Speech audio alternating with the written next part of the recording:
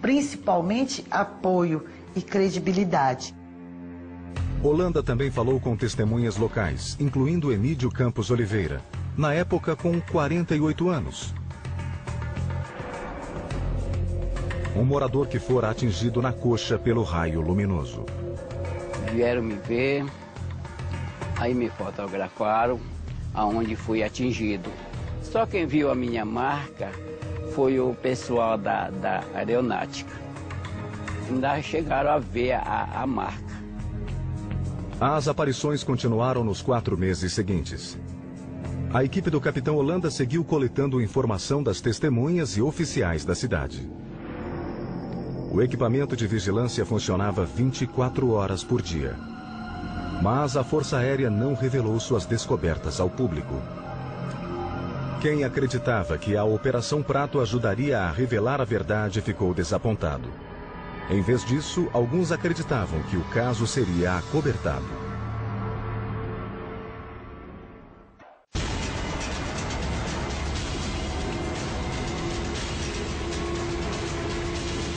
Em outubro de 1977, a Força Aérea Brasileira foi chamada para investigar estranhos acontecimentos em Colares. Moradores afirmavam terem sido atacados por OVNIs com potentes raios de luz. Após os encontros, algumas pessoas exibiam estranhas marcas de queimadura.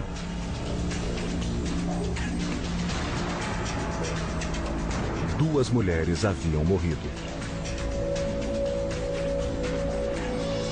O projeto Operação Prato, sob comando do capitão Uirangê Holanda, coletava informações das misteriosas aparições.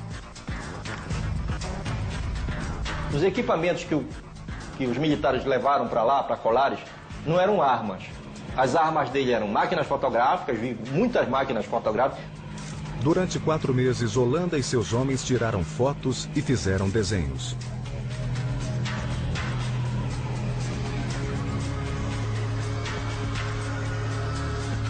Esses são os desenhos feitos pela equipe. Eles também entrevistaram os moradores, inclusive a doutora Velaide Carvalho. Ela tratara dezenas de pacientes que afirmavam terem sido atacados. Inicialmente, a médica não acreditava nas histórias, mas logo ela própria testemunharia uma aparição. Por volta das 18 horas, Carvalho voltava para casa, após seu turno no posto médico local, quando viu uma mulher desmaiar.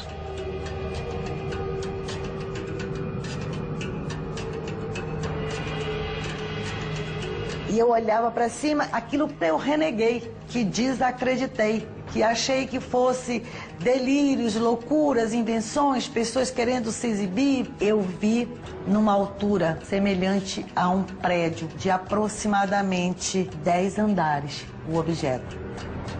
O objeto era cilíndrico. Carvalho, de repente, sentiu-se paralisada pela visão. Ele não tinha cor de inox, nem cor de prata, nem cor de nada. Era uma cor dele, própria dele. E ela andava em movimentos elípticos. Ele passava por cima da minha cabeça em movimentos elípticos e voltava novamente. De acordo com os relatos das testemunhas, naquele exato momento a Força Aérea captou um sinal no radar em uma praia próxima. Enquanto a equipe se preparava para focar suas câmeras e telescópios, o objeto desapareceu. Eles tomaram a direção da Bahia e foram em direção ao mar. Holanda e sua equipe continuaram as investigações em Colares. Eles reuniram 500 fotos e 15 horas de filmagem, mostrando o que pareciam ser luzes brilhantes nos céus.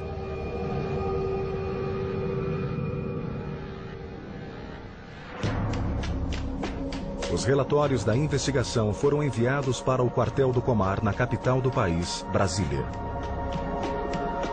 A Força Aérea realmente ela se envolveu a fundo com esse tipo de investigação. Eles tinham que dar uma resposta para a população que estava tendo aqueles contatos. E eu tenho certeza que foi uma surpresa o fato dos próprios militares da Força Aérea começarem a manter os seus próprios contatos, as suas próprias experiências. Em dezembro de 1977, os ufólogos A.J. Gever e Marco Petit trabalhavam escrevendo para a revista UFO, quando tiveram conhecimento das histórias de Colares.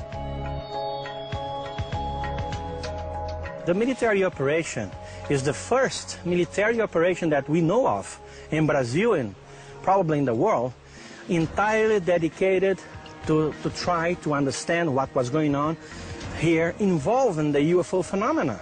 Over 3,000 people were interviewed by this military in a 4-month period. Naquele mesmo mês, o capitão Holanda foi ordenado a entregar todo o material e retornar ao Comar. Fotografias, filmes e desenhos foram guardados como material confidencial. He was given the order to shut down the operation saucer immediately.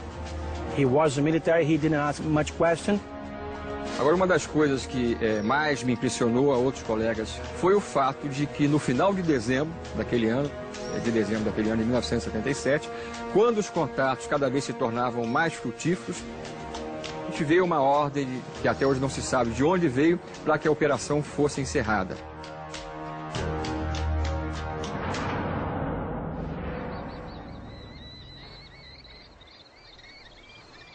Nos meses seguintes, os relatos de estranhas aparições e ataques misteriosos diminuíram.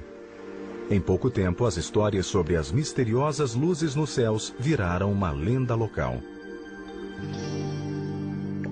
Nos 30 anos seguintes, a Operação Prato foi mantida em segredo. Mas o capitão Holanda não permaneceria em silêncio para sempre.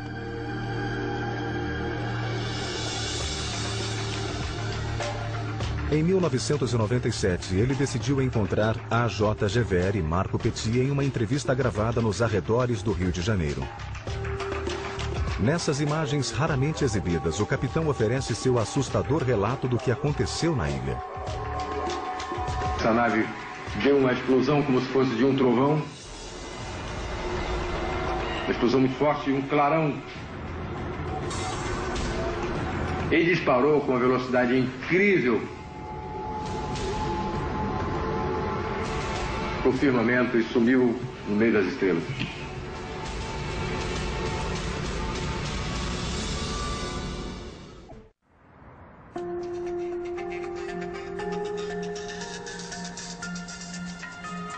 Em 1977, uma investigação da Força Aérea Brasileira chamada Operação Prato resultou em extenso relatório, mantido em segredo nos arquivos do governo por mais de 20 anos.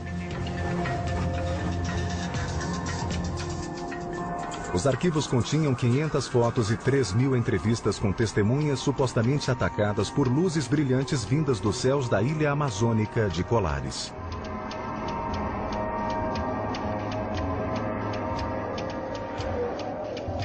Mas foi apenas em 1997 que esse segredo começou a ser revelado. Junho de 1997. O ufólogo e editor da revista UFO, A.J. Gever, estava trabalhando quando recebeu um telefonema.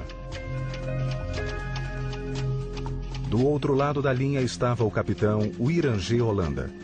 Ele comandou a equipe da Força Aérea enviada para Colares em 1977. Ele me ligou e disse que admirava meu trabalho. Disse que eu fazia a coisa certa, mas que no passado não pudemos conversar, pois ele estava no exército. Mas agora ele estava aposentado e se eu quisesse conversar, poderia visitá-lo. Logo, Gever e seu co-editor Marco Petit foram visitar Holanda. Por 2 dias, os 3 homens se reuniram na casa do capitão em Cabo Frio, próximo ao Rio de Janeiro. Eles filmaram toda a entrevista. Era um homem muito lúcido. Sua memória era muito boa. Ele podia relatar com detalhes coisas que haviam acontecido há 20 anos. Com uma precisão que nos impressionou.